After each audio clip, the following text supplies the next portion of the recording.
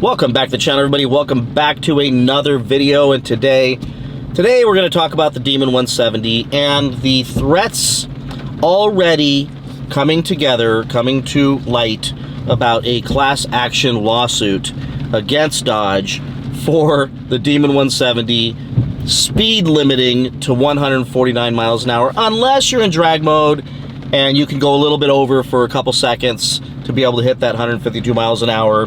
But if you plan to take this car to the Texas Mile Race or do some top speed runs in any way, you're going to stop at 149 miles an hour, and Scat Packs are going to go flying by you like you're sitting still. Red eyes are going to leave you so far in the dust, they won't even be able to see you in their rear view mirror because you'll look that small.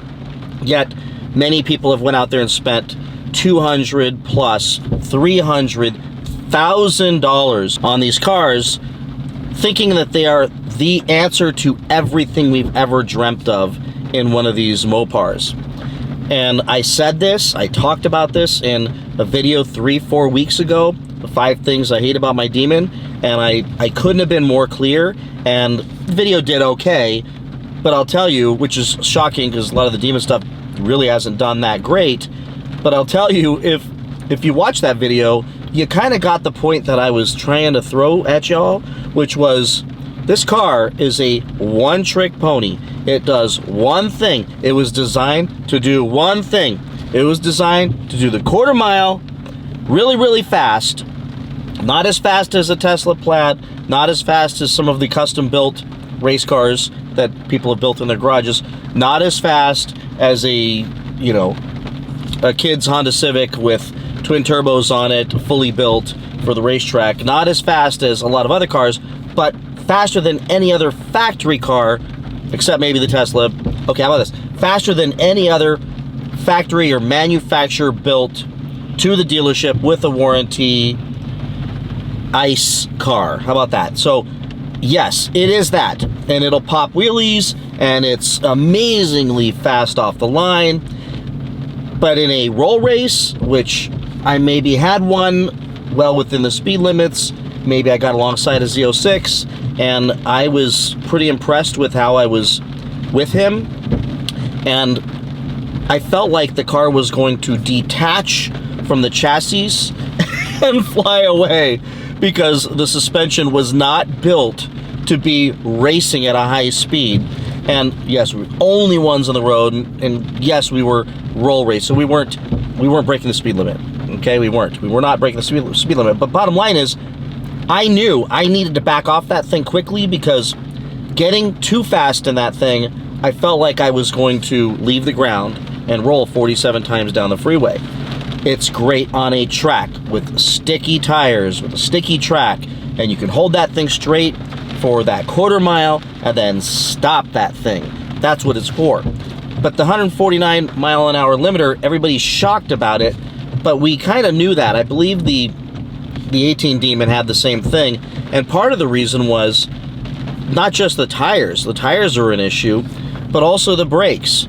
You got to stop that thing, and the brakes are smaller in the front, and you're not going to be able to stop it as good as you can. So with a red eye or even a regular 717 horsepower Hellcat, you're gonna have a better chance of stopping that thing in a shorter period of time without completely smoking these brakes. So yes, it's got a limiter on it, and I'm not shocked, I'm not surprised.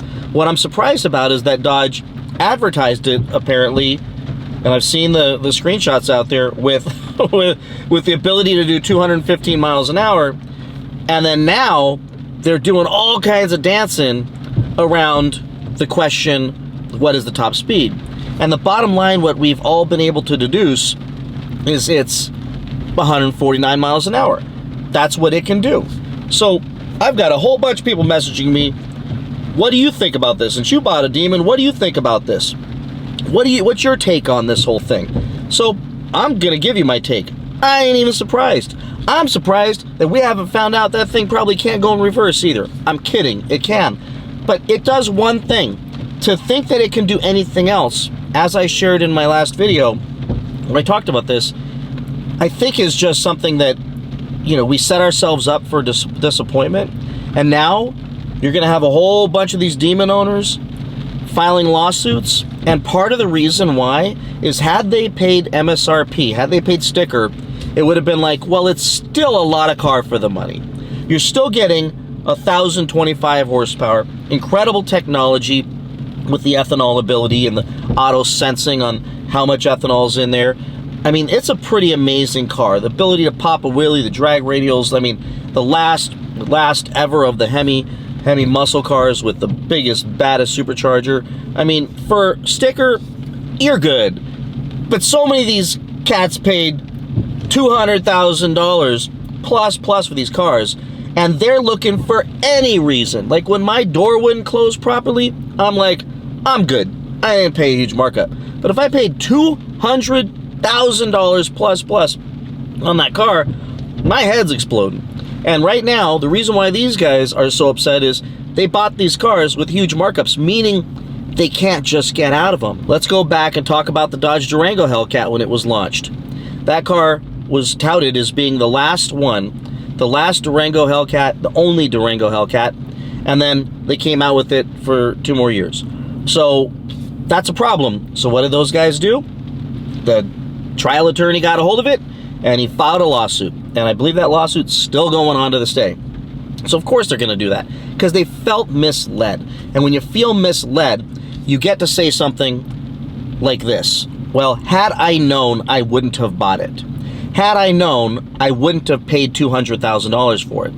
Had I known that it wouldn't do the speed it was originally advertised to do, the way this thing was marketed, I wouldn't have paid $300,000 for that car. And what they're going to ask for is money back, maybe rescinding the deal so they can get their money back. But here's the problem. Very important. Markups were done at the dealer. This lawsuit will be against the manufacturer. Unless they name the dealer as every dealer in a class action, they have to name every single dealer anyone bought one of these things from.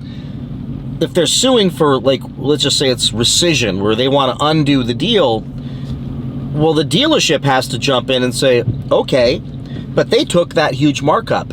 And this is where it gets exciting. Because in this lawsuit, there will be massive uncovering of all the shenanigans, uncovering of the straw buyer stuff, uncovering of the notarizing that I'm hearing happening out there for buyers that weren't even in the dealership.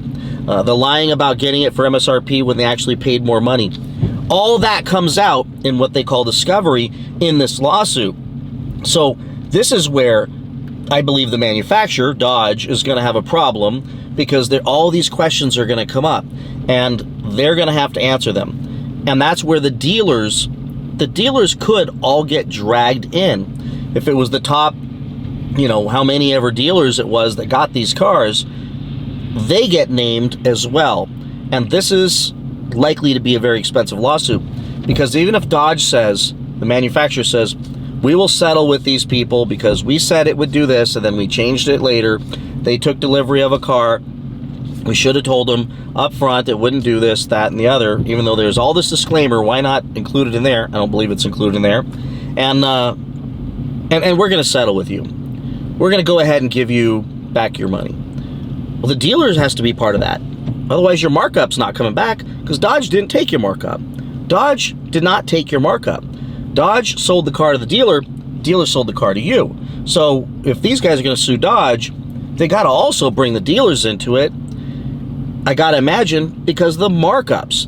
They can't just get a settlement with Dodge. Let's say that they said, we're going to give free oil changes for life for these guys. But these guys are going, yeah, but what about the other $120,000 in markups I paid? I want that money back. Well, that's between you and the dealership. So could there be individual lawsuits? Who knows?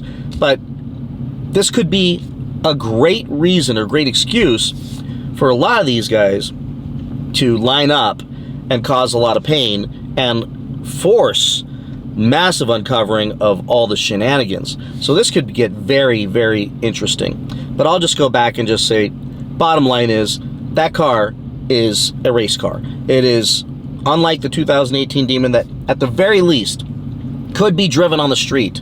And it came with a crate, so you could make it for the track and then make it back for the street.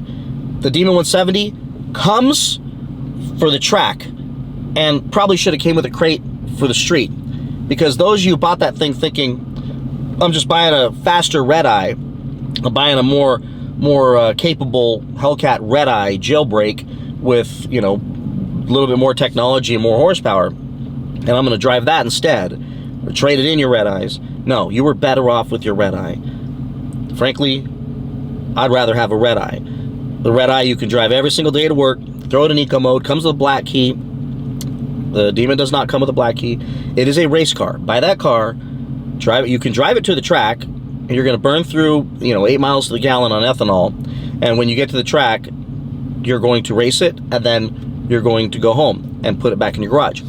Many people who bought these things put the cash money down for the markup, and then they're paying $1,500 to $2,000 a month for these cars, sitting in their garages thinking, well, they're going to go up in value, they're going to make more money on that car. But remember, if they're in it for $200,000 and now the class action comes out, the same thing that happened with the Demon, or I'm sorry, with the Durango Hellcat, happens now with the Demon, which means the values drop. So you can buy Durango Hellcats all day long for a much lower price than had they not come out with the other 2 years of the Durangos. So you can get the Hellcat Durango now for, you know, $70,000, $80,000, or you could just buy a brand new one this year, or I'm sorry, last year and this year for, you know, $20,000 more. That's a problem, because you can't sell the original Durango Hellcat for the same price that you would sell the new ones. So of course they're going to sue, and of course these guys are going to sue. And now they're trying to compile enough people. And the way class actions work, all they need is a few people to be the class certification folks. I'm not a lawyer, but they just need a few people, and then a bunch of other people that jump in and say, hey man, I'm upset too. And, you know, in America, when there's an opportunity to smell some blood in the water and get some money, there's not going to be any shortage of people that show up. So I'll end with this and tell you this story that I think is the best analogy in the world for the Demon 170. When I was in my late 20s, I met a guy named Sean. Sean was an interesting fellow. Sean was one of those guys that you see at the gym that are enormous. Muscles in every inch of his body. He's this freaking wide. Arms are this round. I mean, little muscles in his fingers. His eyelids can lift 50 pounds. Just a giant, look like one of those pro wrestlers you see on TV, jumping off the ring onto somebody, and just menacing looking. Big chiseled jaw, and you could tell the steroids started to reshape his face. I mean, he looked like the scariest person you'd ever see. Couldn't fit in a shirt, couldn't fit in a suit, couldn't fit in anything, so he always wore those little tiny tank tops everywhere he went. He had this deep, raspy voice, so he would sound tough too. Well, Sean goes with us to the river, to Lake Havasu one year, and we enjoyed hanging out with him, and he was kind of training a bunch of us to get in great shape. And yes, I used to be in phenomenal shape, and he wanted to go to the river with us, so we're like, let's go. Sean's a pretty fun guy, you know, he got that whole look thing. We'll let him go hang out on the boat, and it'll be a good time. And he's a decent guy. He's kind of fun to hang out with. So we go to the river. We went to the river, and it turns out Sean had a few weird things that he did. Sean would stand out on the front of the boat and rub himself down with Preparation H, because he said that it sucked the water out of his body and made his muscles look more defined. I said it's because you're a giant asshole. He also, I don't know if I'm keeping that in, but I did tell him that.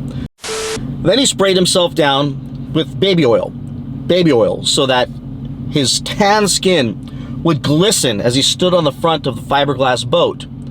And we would go to this place called Copper Canyon, and people would jump from boat to boat. Well, of course, we had another giant muscle guy jump from one boat to our boat, and you know what baby oil does? It makes everything slippery. That dude does a full-on backflip on the front of the boat, and the words start. Let's go, blah, blah, blah, blah, and they're yelling and screaming and everything at the front. We're like, oh my gosh. I get up there, break it up. Sean's talking tough. I'm like, wow. And that other big dude backs down. And he goes on, giving the middle finger and saying a bunch of bad words. I thought, well, that's interesting. We almost saw two enormous giants get into a fight. Then we go to the nightclub that night. A place called Kokomo's. I don't know if it's still there, but it was fun. It was indoor, outdoor, and it was just a blast. Great. All of us guys go there, and there's Sean, just not fitting in his shirt, his tank top, and he's, strutting through there, and a big chip on his shoulder, and that was his whole persona. And we kind of separate a little bit. He goes one direction, and a couple other guys go to the bar, and, I go with them, and we hear all this commotion, and we hear his loud, raspy voice. You want a piece of me? You want to go? And then we go, what the hell? That sounds like Sean. So we come running out, and we see Sean toe-to-toe, nose-to-nose, with the smallest human being you ever seen in your life. This little tiny guy, little tiny dude, standing there, just, dressed in a nice shirt. I mean, didn't look like a menacing guy at all. And I'll never forget this, because that little dude takes 2 steps back and takes a stance and looks like freaking Bruce Lee. And he stands back, puts his fists up. It's the most, I took karate when I was like 15. This dude does a stance that quickly reminded me of the things they were trying to teach me when I was like 14, 15 at the YMCA taking karate, which I never got good at. And he takes this stance, back foot, back, and he's got the perfect positioning. I'm like, uh-oh, this is about to go badly. But Sean is 5 times this kid's size. And Sean, one more time, he says, you take your effing shot. And Sean goes full in like the Incredible Hulk, man. He looks like the Incredible Hulk. Big, angry, red face. Goes back to go hit him. And all I know is that little tiny dude levitated off the ground, spun around, and kicked Sean in the face. And kicked him so hard that we could hear it over the music in the nightclub. Sean falls back and goes to sleep like a little baby. Lullabies start playing. Sean's laying there. I scream, just like in South Park. They killed Sean! Oh my God! They killed Kenny! You bastard! He killed Sean! The whole bar, the whole club circles around Sean to see the dead guy, and that gave the little dude a chance to escape, to disappear. Cops show up, ambulance shows up, Sean has his nose facing another direction, missing a tooth, his face has a footprint on it, and he gets hauled away. We leave, and we're astonished that Sean was like a sack of potatoes. He just went down, glass jaw, the whole deal went down. And that day I realized that you can have all the muscles in the world. You can talk like you're the biggest bully, biggest badass in the whole world. You can have that presence when you walk in places looking like the toughest guy in the world. But you can't fight. You can't fight. Sean could do one thing really, really well. Sean, if Sean got a hold of you, he could win with you with strength. He could strangle you. He could arm wrestle like nobody in the world could arm wrestle. None of us could beat him arm wrestling. And then the other thing that I have to mention, and it's funny because, I changed the name to protect the innocent, but on the way down there, of course, Sean's got steroids, but he's got a whole bunch of medicine. And I notice a whole bunch of Viagra. And I asked him, why do you need Viagra? What do you need Viagra for? You're this big virile guy. He says, well, all the steroids, things stop working, so I need that to make it work. And I remember thinking, as he went down and hit the ground, I'm thinking, this dude he can't do anything with a woman, and he can't fight. But damn, he looked good, and damn, he scared 99% of the people away just by talking tough and having a great story and having muscles in his eyelids. In short, folks, that's the Demon 170.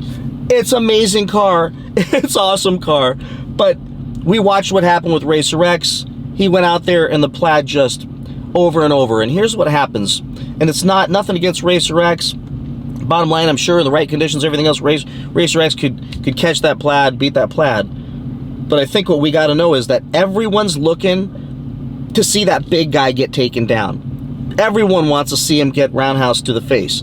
So the problem we have with the Demon 170 is everyone's looking for a reason to kick it in the face. Everyone wants to see it lose. Everyone wants to see it get beat because of all the hype.